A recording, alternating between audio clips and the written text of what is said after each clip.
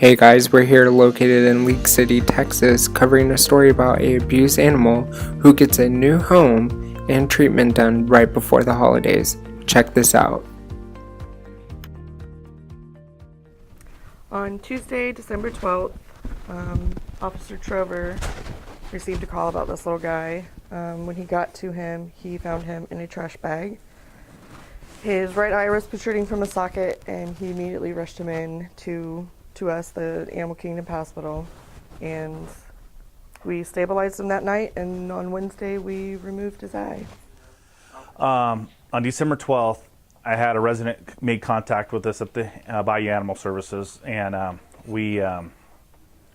she showed me a picture of this dog that was at her house, and she didn't know what to do with it. So I told her that I would come by. So I got in my animal control truck, drove to her residence at about 36th Street and California and Dickinson, and this dog was kind of on the side of the yard in a ditch. And they didn't know, they knew it was live, but they didn't know what it was. So when I picked the dog up, the right eye was sticking out a couple inches. And I just assumed I was going to take it back to the shelter and euthanize it because of being too far gone. And when he looked at me, you could see that good left eye, like just kind of looked at you and kind of batted a couple times like, hey, I need help. It wasn't like put me down, I need help. So I decided right there, I'd just drive straight here. I called Animal Kingdom Pet Hospital, and I asked, hey, I'm bringing a dog with a bad eye in.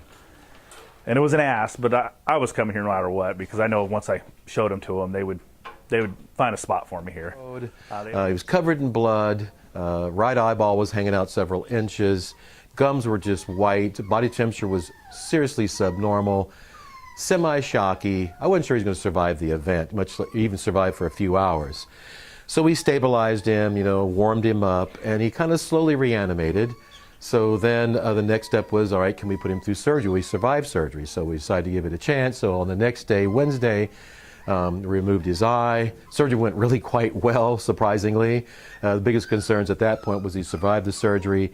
Then when he had vision in the left eye, because often when one eye gets damaged, the optic nerve that goes to the other eye gets damaged as well. So we weren't quite sure how that was going to play out. And as it turns out, he has good vision in the left eye. So he rebounded quite rapidly, considering how malnourished he was. Also, he's full of intestinal parasites and pretty much just stressed out. I truly believe he wouldn't have survived a Tuesday night if he'd stayed out that night, because his body temperature was 95 degrees and normal's 101 to 102.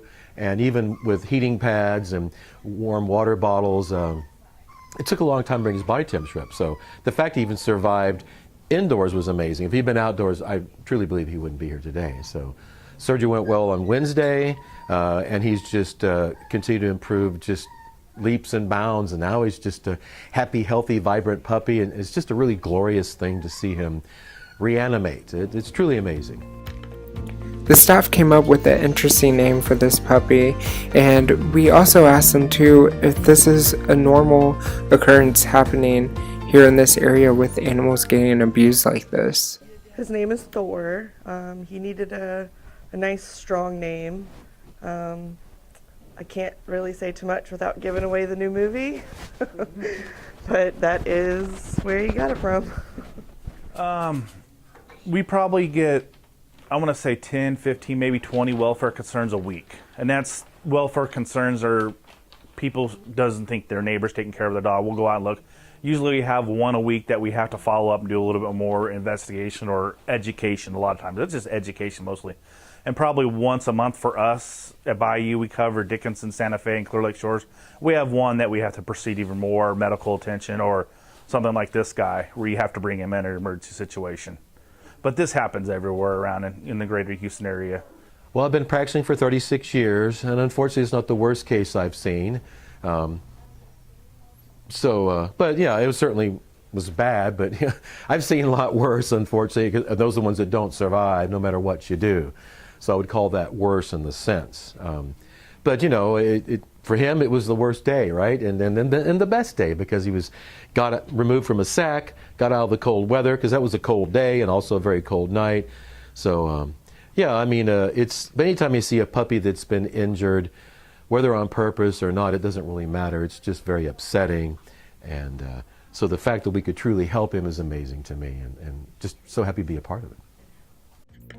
We asked Melvin from Animal Control if he has any leads or any investigation going on about this case. No leads. I mean, we all have our theories. And they're theories. They're, you're pulling a guesstimation out of your hat. But, I'm just glad he's alive and he's in full energy, as you can see him running around the office here. As you guys can see, there is really a Christmas miracle for Thor. If you want to donate to him, please go to yourcaring.com. We'll have the link below in the article.